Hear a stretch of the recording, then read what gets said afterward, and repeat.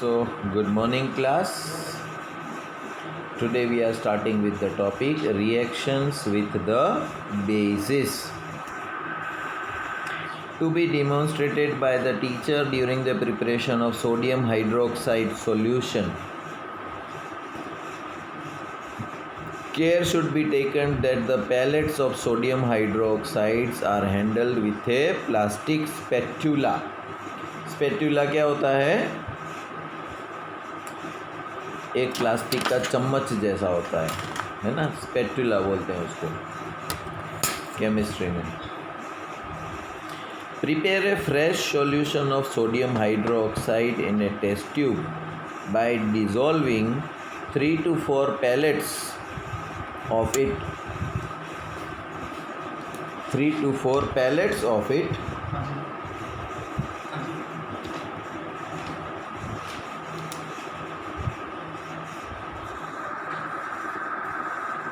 in 5 ml of water. Drop a piece of aluminium foil into it.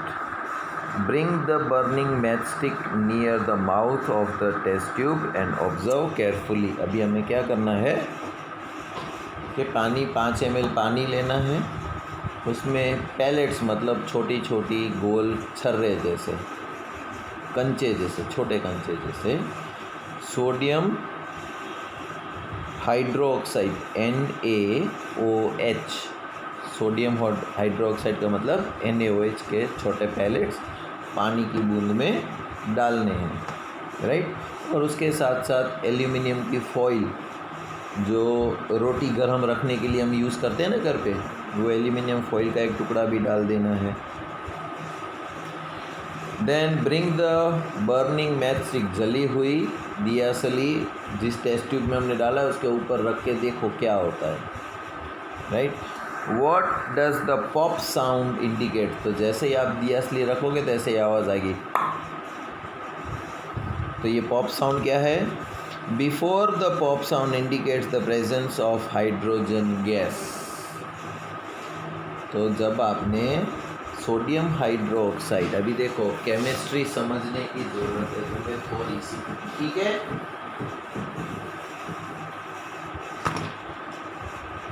ये test tube है, इसके अंदर हमने पानी लिया.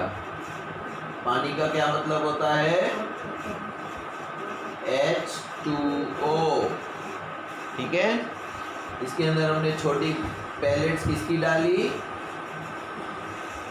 NaOH, सोडियम हाइड्रोक्साइड, ठीक है. सोडियम हाइड्रोक्साइड की हमने पैलेट्स डाली, राइट. अभी जब इसके अंदर एक एल्यूमिनियम की फॉइल डाल देंगे, थोड़ा सा टुकड़ा. अब जब ये रिएक्शन होगा NaOH का और पानी के साथ में, तो हाइड्रोजन गैस जो है ना वो बाहर निकलेगी. और जब हमने यहाँ दियासली जलाई हुई रखी थी तो ये हाइड्रोजन गैस जो है ना वो जल गया, क्योंकि हाइड्रोजन गैस जो है ना वो फ्यूल की तरह काम आता है. पेट्रोल कैसे जलता है वैसे हाइड्रोजन गैस भी जलता है. ये हाइड्रोजन गैस जो होता है ना वो रॉकेट्स में जाते हैं ना उसमें भरते हैं.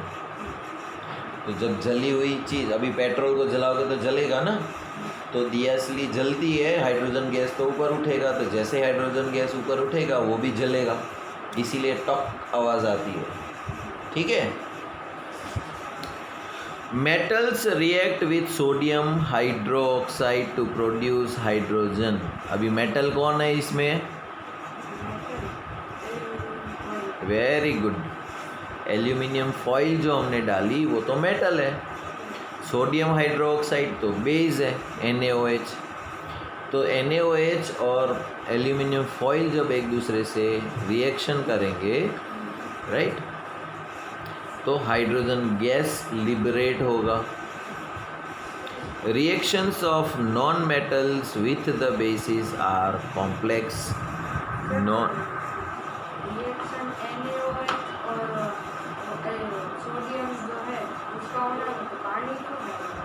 पानी मीडियम है. कोई भी रिएक्शन लेना है हमें तो एक मीडियम तो होना चाहिए जिसमें वो रह सके. अभी आप पढ़ रहे हो तो कौन सी मीडियम में पढ़ रहे हो? इंग्लिश मीडियम में। तो इंग्लिश मीडियम तो पढ़ रहे हो, तो फिर गुजराती की बुक क्यों है, संस्कृत की बुक क्यों है, हिंदी की बुक क्यों है ना? तो एक मीडियम होता है रिएक्शन को प्लेस रहने के लिए। सो डिस्प्लेसमेंट रिएक्शन क्या होता है? अभी प्लेसमेंट का मतलब क्या होता है?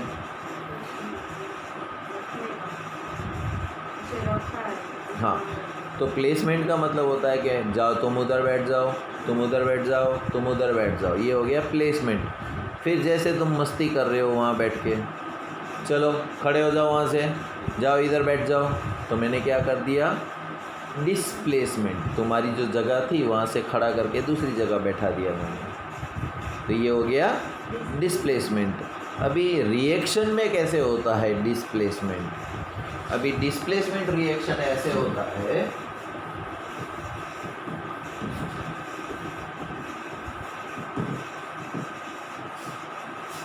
सर हाँ સત્તરનું સ્કૂલ છે, એનો છોકરો ભણે છે, ઘરે નાસ્તો રાખે તો ટેબલ માટે બોલી ગઈ છું કે લઈને દઈ હમણાં જાઉં છું. हाँ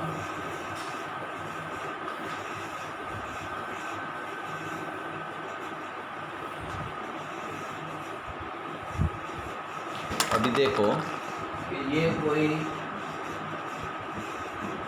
एक केमिकल एजेंट है, रिएजेंट है कोई भी, इसमें मैंने ऐड किया कुछ चीज़, ठीक है ना? अब ये एरो जो है केमिस्ट्री में बताता है कि रिएक्शन हुआ, क्या रिएक्शन हुआ? अभी ए जो है यहाँ से अपनी जगह हटा लेगा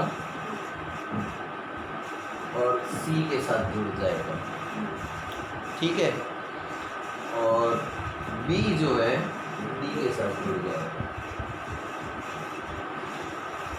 ठीक है। तो यहाँ पर भी क्या है? ए बी सी डी, यहाँ पर भी क्या है? A B C D. देखो ए बी सी डी, यहाँ पर भी ए बी सी डी, वही है ना चीज़ें, लेकिन फ़र्क क्या हुआ? ए इसके साथ पैर में था, अभी सी के साथ पैर बना लिया, है ना? तो ये डिस्प्लेसमेंट हो गया, right? Recall the activity of the reaction between the copper sulfate and the iron that you performed in class 7. Copper sulfate, CuSO4, copper sulfate, उसमें हमने लोहा मिलाया, आयरन, ठीक है ना? तो यहाँ पर तीन चीज़ें हैं, कॉपर है, सल्फर है, ऑक्सीजन है और आयरन है। अभी रिएक्शन में क्या होगा? FeSO4 हो जाएगा, ये SO4 जो है वो इसके साथ जुड़ जाएगा और कॉपर अलग रह जाएगा, है ना? तो यहाँ पर भी कॉपर, सल्फर और आयरन, कॉपर, सल्फर और आयरन, लेकिन फ़र्क क्या हुआ? जोड़ी बदल गई, इसके साथ जोड़ी थी, अभी इसके साथ जोड़ी हो गई। Take about 500 ml beakers and label them A, B, C, D, E. Take about 50 ml of water in each beaker. Dissolve in each beaker a teaspoon of each substance as indicated in figure 4.6a. अभी 4.6a में जो figure है उसमें बताया गया है, उस तरह से वो सारी चीज़ें उसमें ऐड करनी है। हमने 5 टेस्ट ट्यूब ले ली 100 ml की, सबके अंदर हमने 50 ml पानी भर दिया। 100 ml की कैपेसिटी है, हमने 50 ml पानी भरा है, आधी, है ना? अब क्या करना है हमें? Beaker A copper sulphate plus zinc granules, beaker B में क्या लिया? Copper sulphate plus iron, beaker C में लिया zinc sulphate plus copper, beaker D में हमने लिया आयरन सल्फेट प्लस कॉपर, और बीकर ई में हमने लिया zinc sulphate plus iron nail, ठीक है। डायग्राम में जो लिखा है देखो, होता क्या है, what changes do you observe in various beakers, अलग अलग बीकर में चेंज क्या आया। You have read that one metal displaces another metal from its compound in aqueous solution. In beaker A zinc replaces copper from copper sulphate. अभी कैसे मैंने दिखाया, iron है, आयरन ने कॉपर को डिस्प्लेस कर दिया, है ना, आयरन यहाँ जुड़ गया FeSO4 के साथ और कॉपर को हटा दिया, सही। उसी तरह हमने अलग अलग मेटल्स लिए, अभी आयरन की जगह हम एल्यूमिनियम भी लेते हैं, ठीक है, एल्यूमिनियम की जगह जिंक भी लेते हैं, राइट।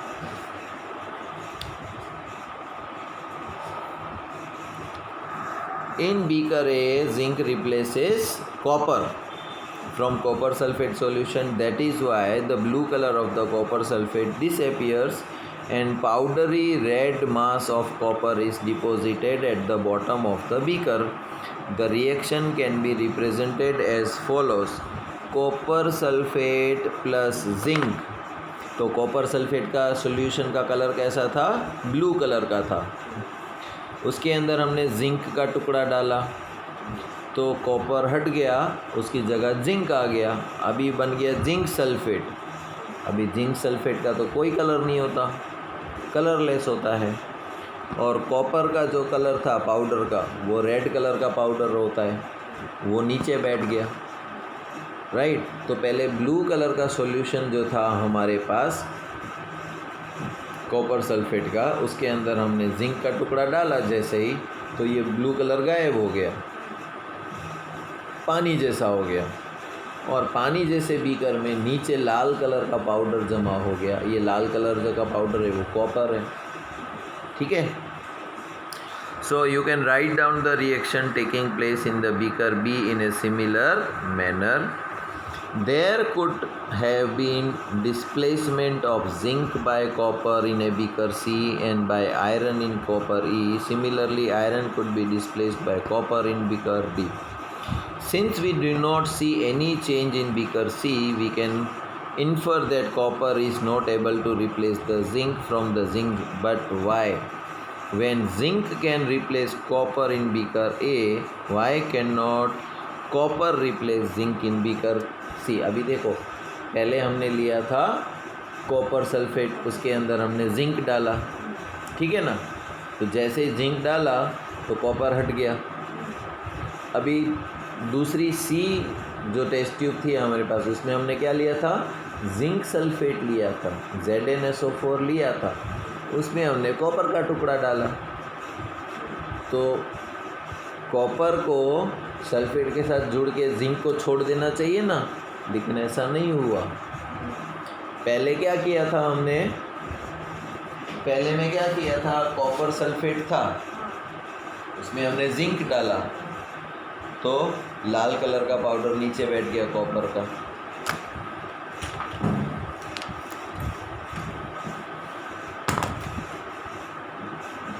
CuSO4 कॉपर सल्फेट था, उसके अंदर हमने जिंक डाला, है ना, तो क्या बन गया, ZnSO4, राइट, और कॉपर का लाल कलर का पाउडर नीचे बैठ गया।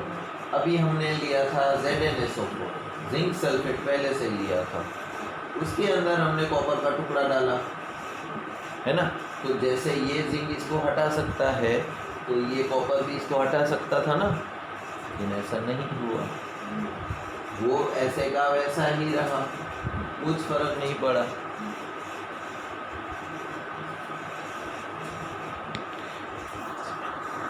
Remember that science is not arbitrary. ऐसा नहीं है कि भाई तूने मेरी जगह ले ली तो चल मैं तेरी जगह ले लूँगा अब की बार, नहीं। It follows definite rules based on the facts. वो कुछ रूल्स फॉलो करती है साइंस, ऐसे नहीं है कि कॉपर सल्फेट में जिंक डाला तो कॉपर हट गया, अभी जिंक सल्फेट है उसमें कॉपर डालूंगा तो जिंक हट जाएगा, कॉपर सल्फेट जुड़ जाएगा।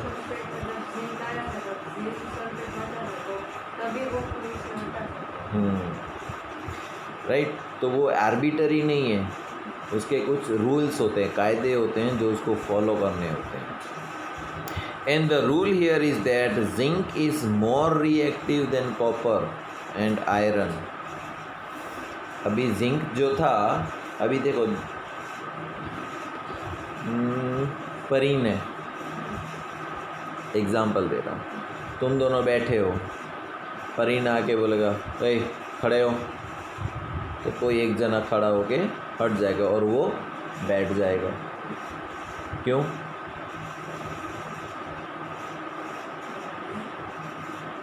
सीनियर है ना तुम्हारा, और तुमसे बड़ा भी है, शरीर में भी, उम्र में भी, ताकत में भी, राइट. तो ज़्यादा ताकत वाला. परीन यहाँ बैठा होगा, राइट, आप आओगे, भाई खड़ा हो, तो वो खड़ा होगा नहीं होगा. क्यों? क्योंकि वो तुमसे ज़्यादा ताकत, वो बोल देगा नहीं कहूँगा, तो उसको पता है तुम उसको नहीं मारोगे, है ना. आप उसको नहीं मार सकते क्योंकि वो बड़ा है आपसे, आप छोटे हो, आपकी ताकत कम है, तो वो आपको मार सकता है. तो आप बोलोगे ठीक है मैं खड़ा हो जाता हूँ. तो आप ऐसे नहीं बोलोगे उस दिन हम बैठे थे, तू आया बोला खड़ा हो, तो मैं कैसे खड़ा हो गया था. आज तू बैठा है, मैं आया हूँ बाद में, तो मैं बोलता हूँ खड़ा हो, तो तुझे भी खड़ा होना चाहिए ना. लेकिन साइंस ऐसा रूल फॉलो नहीं करेगी, क्योंकि जिंक जो है वो ज़्यादा रिएक्टिव है कॉपर और आयरन से, इसीलिए वो हटा देता है उसको. लेकिन अगर पहले से ही जिंक बैठा और बाद में कॉपर आए, तो जिंक खड़ा होकर नहीं चला जाएगा. क्यों? क्योंकि कॉपर थोड़ा सा लेस रिएक्टिव है. Now you can understand why there are no displacement reactions in beaker D and E. So can you guess the sequence of metals from more reactive to less reactive among zinc, iron and copper? अभी zinc पड़ा है, iron पड़ा है और copper पड़ा है, right. तो हम लोग मैथ्स में कैसे 3 नंबर होते हैं, 76, 74 और 70. अगर इंक्रीजिंग ऑर्डर में लिखना है तो पहले छोटा नंबर, फिर उससे बड़ा नंबर, फिर उससे बड़ा नंबर. डिक्रीजिंग में लिखना है तो पहले बड़ा, फिर छोटा, फिर छोटा, है ना.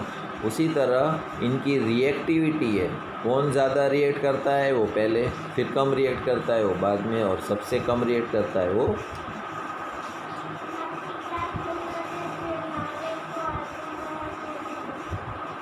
पाँच मिनट. हाँ, अब बात आती है uses of metals and non metals. Metal और नॉन मेटल की कहाँ कहाँ यूज़ होती है, ठीक है. You should be able to guess why metals are used in making machinery, automobiles, aeroplanes, trains, satellites, industrial gadgets, cooking utensils, water boilers etcetera. ये सारी चीज़ें अगर एरोप्लेन बनाना है हमें, तो हम लोहे का या एल्यूमिनियम का क्यों बनाएंगे. क्यों हम कपड़े का या कागज़ का नहीं बनाते. क्यों हम उसको प्लास्टिक का नहीं बनाते. क्योंकि प्लास्टिक इतना लोड तो उठाएगा नहीं, ऊपर जाएगा तो सूरज की गर्मी ज़्यादा होगी, हवा भी ज़्यादा लगेगी, तो पता चला कि जैसे ही ऊपर उड़ा और ऊपर फट गया, है ना. तो शक्तिशाली होना चाहिए. टेम्परेचर उसको कितना भी गर्म करो कुछ नहीं होना चाहिए. इसीलिए मेटल्स जो होते हैं वो बड़े बड़े मशीन बनाने में काम आते हैं, ठीक है. रबर के और प्लास्टिक के मशीन नहीं बनाते हैं हम, है ना.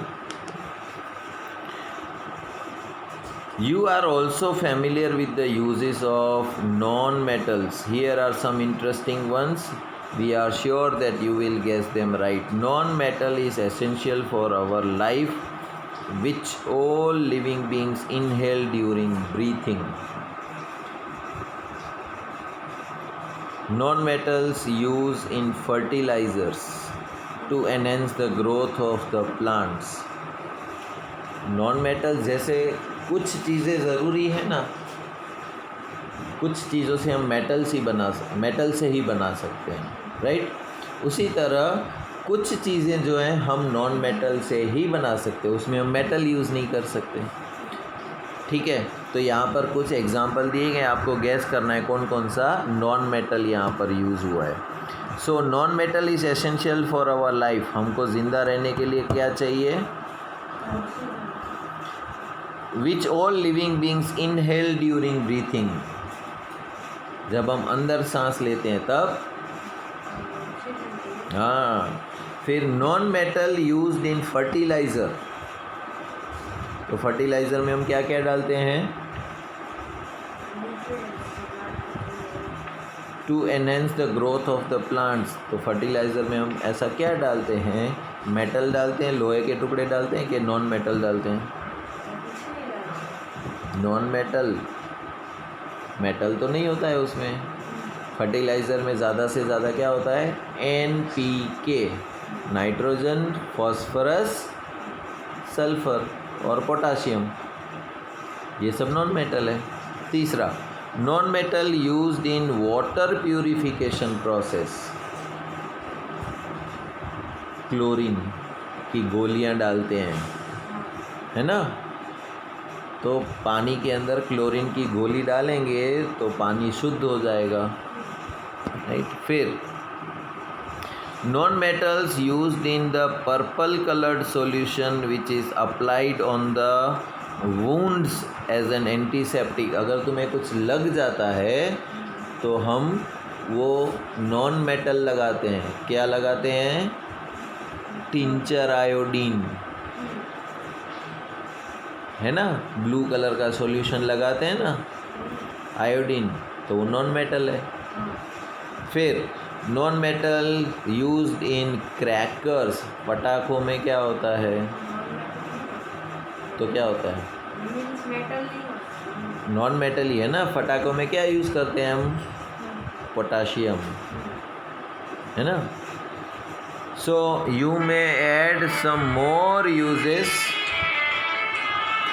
यहीं पर you may add some more uses of metals and non metals from your experiences. तो हम यहाँ पर ऐड कर सकते हैं नॉन मेटल्स। और तो यहाँ पर हमने मेटल्स नॉन मेटल्स देख लिया।